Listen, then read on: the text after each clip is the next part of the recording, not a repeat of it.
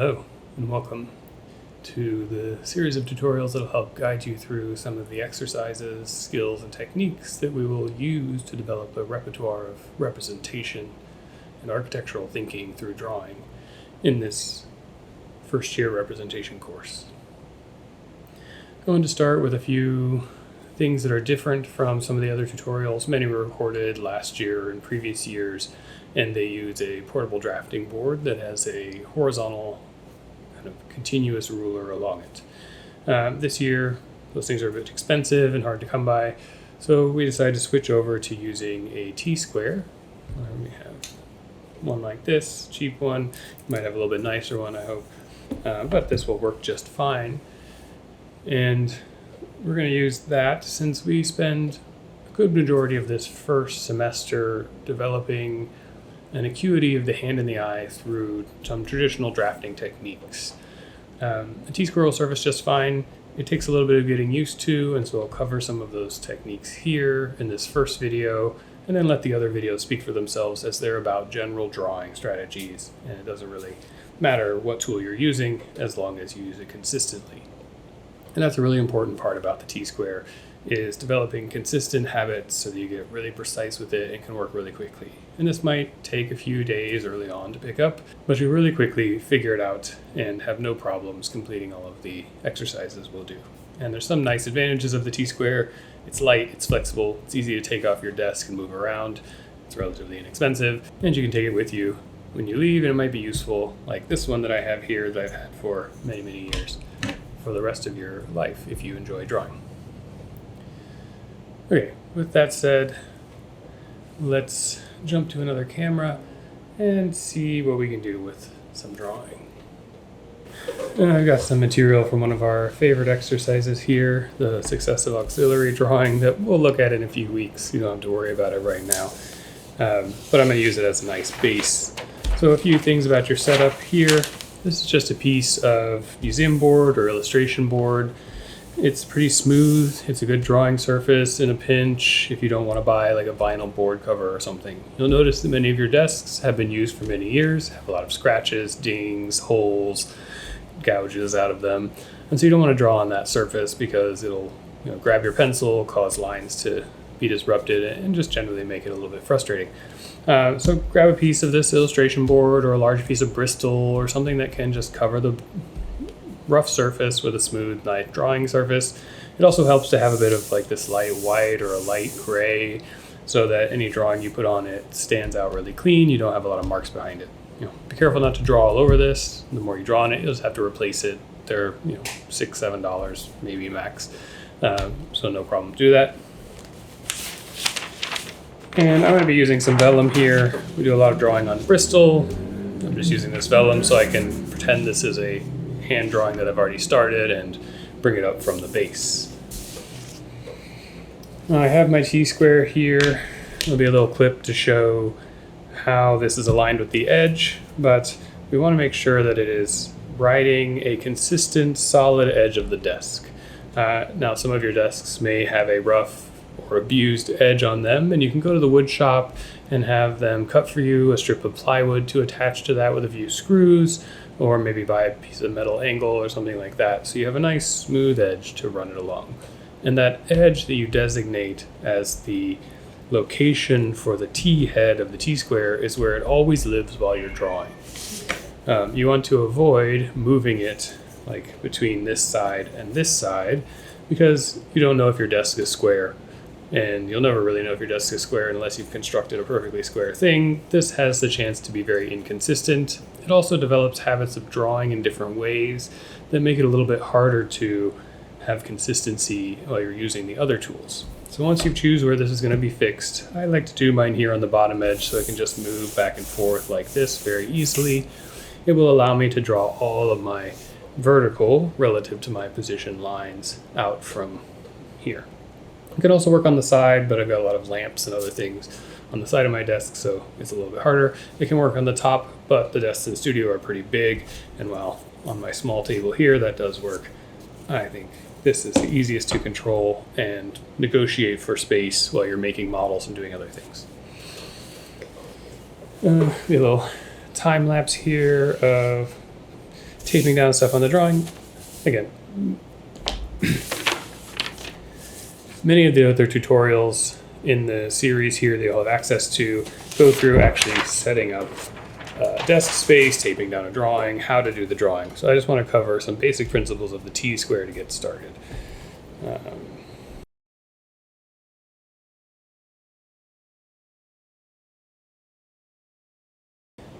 One thing you can do as you're getting your paper ready is use the T-square pressed very firmly against the edge. So I like to put my fingers on it and just give it a good bit of pressure and hold it there so it's not crooked or kinked, and just get in the habit of that. Again, that's why we need this nice, smooth, continuous edge on the side of our table. And then just line up the paper with that T-square and put a piece of tape down in one of the corners. And that way I can make sure that my page is relatively square, even though we can always trim it later if things get a little crooked. It's nice just to start from a good base.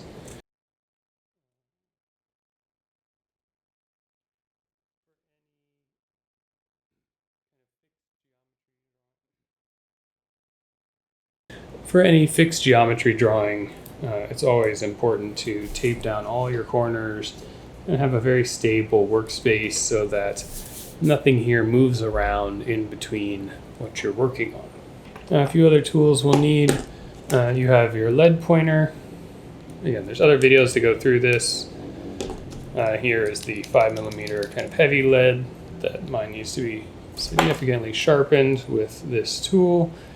You can drop it in to the different point types that you like and extend it out till it fits in the hole, and put it in like a kind of normal pencil sharpener. And once it's all sharp, you can use this little dabber here to get some of the graphite off. And that one's ready to go. I also have a drafting mechanical pencil. These are a little more expensive, and you have to find ones that have a long, thin neck so it goes over rulers and triangles and such. If you have one, feel free to use it. Just don't use like a normal mechanical pencil with a round tip to it, because that'll cause a lot of deviation in your lines. Use that because it's nice and quick. So I've got my T-square here pressed firmly against the edge, and I have a triangle. You'll have a 45-45 and a 30-60 like this one. Both work perfectly fine for this. This is one I happen to have out. You may wonder why these weird little dots of tape and drafting stuff. Those are actually pennies probably taped to the bottom, which is an old technique we used to use to hold a very cheap piece of plastic up off the desk when we used ink pens so they wouldn't run underneath it. The nicer ones have an inking edge. This one is old and was rather cheap. And it causes me a little bit of trouble if I use that side because it sometimes slips over my T-square. So I have to remember to hold it the right way so it works along this. Well, basically we have what I'll call a vertical axis that goes out from my body here, working up on the page, and a horizontal axis that is perpendicular to that. And with these two tools is most of what we will need in terms of drawing. This one moves left and right relative to my position and allows me to draw any vertical line on this paper. This one moves up and down relative to my position, allows me to draw any horizontal line on this paper. The triangle also serves to draw any angled line, in this case specifically a 30 or 60 degree angle. If you have a 45 or an adjustable triangle, you can draw any angle that you need to. So for instance, we can kind of see on this page, there are some things not at the angle of this triangle that I can align with, so I'll have to grab that other triangle and use it to complete the drawing. But just to get started, we'll work in the orthogonal space that is a little bit easier to control. So something like the first exercise you're going to be asked to do draws a lot of horizontal and vertical parallel lines to help you get used to the tools, right? To help you get used to this little bit of wobble that might be within this, that hopefully is not in the head of the T-square. If the head of your T-square is wobbly, you can either tighten screws if it has them, or return it and get a better one. But if it's just the edge of your desk, you can again, replace that edge with a nice piece of wood, plywood, MDF, or metal so that you have a nice smooth edge to move along, and it shouldn't wobble too much. Mine is pretty stable here, even for this little cheap piece of hardware that we have.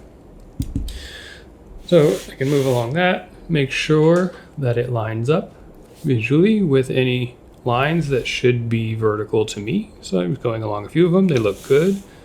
They look good there. And similarly, if I want to verify that we should be able to trust our tools, that this is actually horizontal and vertical, I can come in and check with this. The further you draw away from yourself, I'm pretty far out just for centering on the camera, but I probably would want to draw a bit closer into me, because the further you draw out on that paper, the more chances for wobbling and instability. So we'll work on drawings that are in this kind of range about this size. Standing over your desk gives you plenty of room to maneuver all the way out here, or you can always turn this over and get in that direction and play the game of flipping the triangle.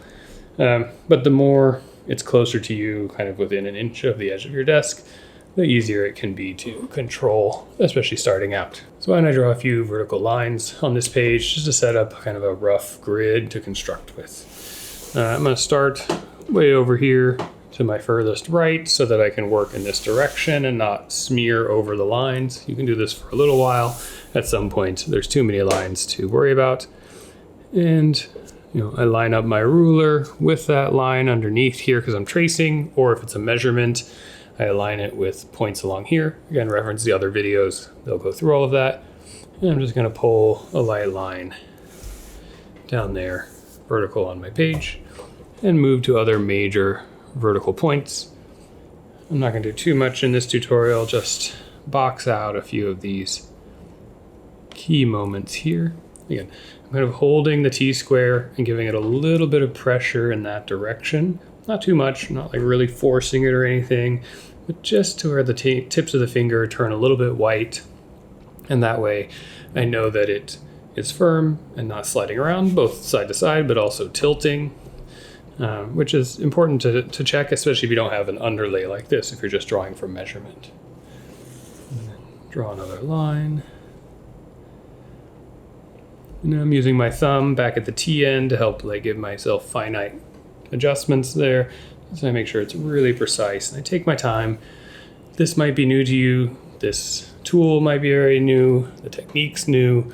So take your time, take a breath, draw the line, readjust, be precise. If you don't rush, it'll go okay, and you'll pick it up and get much faster with it once you're used to using the tools. And that is a really important part of any of this type of drawing, is trusting the tools and just letting them do so much of the work for you. All right, to draw these squares by measuring, I would have to pick a reference point somewhere, measure up multiple times from that reference point, measure over multiple times from that reference point, then measure up from that reference line, then measure over from that, then make sure they're aligned, then make sure I can line them up, and it'll always be crooked and never perfectly straight, no matter how precise you are.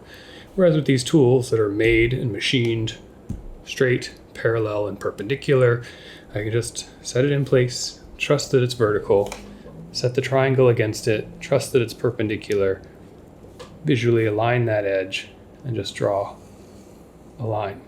And if I needed to measure, for instance, I wanted to, move this line down a few inches, and I can always bring in my ruler, line it up there, make a measurement mark, just go down 6 inches. Now just one mark, one measurement, straight. You can use the edge of this if it's a long measurement to make sure I don't wobble too much. Bring the parallel rule over to it, and then just draw a line. So much easier, much faster, fewer chances to go awry, especially because measuring is where most things get a little bit off. Measure twice, cut once is the old adage. But after that, there's not a whole lot to using these two tools. That's why we start with them. They're pretty accessible, they're fairly simple, and if you use them with consistency and take care with the techniques, they'll serve you very well for the time we need them for the next 10 to 16 weeks in this course. Let's review a few major topics there, just so it's very straightforward. We want to make sure that the T-square sits with its edge always along the same edge of the table or desk and presses firmly against it so it remains perpendicular to that edge as our reference and stable base. Put your fingers on it, and gently slide it. Give it a little bit more pressure just to where your fingertips begin to change color, and press a little bit outwards to hold it firmly in place for whenever you draw a line, whether that's vertical along the T-square or horizontal along a connecting triangle. With the triangle, make sure that it is pressed firmly against the T-square, usually just kind of knocking it in there. Putting a finger on it is plenty. And again, that is a little bit slow at first, gets much faster over time. Or you can just move these, set it, draw a line. Move these, set it, draw a line. Draw a line. Move these, set it, draw a line. And you're going to get a lot of practice with this in our first couple of exercises. So you'll get very good at it. You can turn this triangle in many different ways. So I just line it up with a point there, draw a line. Shift it, slide both tools, slide one, depending on how far you have to go. Line it up with a point, draw a line. Point, draw a line. And I'm beginning to do some degree of projection here that we'll get to over the next several weeks. Hopefully that's an introduction to these tools. If you have a portable drafting board or a Mayline or any other tool that you brought with you, you can use that as well. This is the basics. It works just fine for us in our fundamentals. We're not here to become trained draftspeople, but we're using those tools because they're an interface to geometry that allows us to move points around the page, connect them with lines, and start to form two-dimensional and three-dimensional shapes through this medium of drawing, which allows us to communicate about forms and architecture through its geometry and underlying construction principles. Hope you have a good day, and I'll see you in class. Take care.